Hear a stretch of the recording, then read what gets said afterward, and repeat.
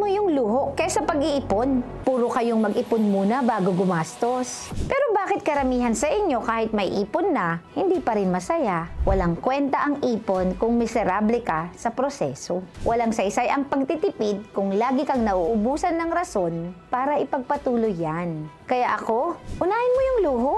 Bago ka mag-ipon, alamin mo muna kung bakit ka nga ba nagsisikap. Anong gusto mo talagang bilhin? Anong gusto mong maranasan? Gastusan mo kahit magkano pa yan. Dahil kung hindi mo pa nga alam kung anong gusto mo, ba't ka nag-iipon?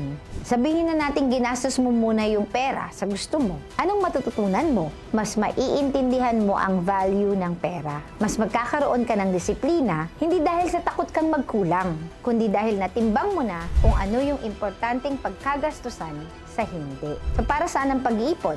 Sobrang focus mo sa pag-survive. Pero kailan ka magsisimulang mabuhay? Luho muna kaysa ipon.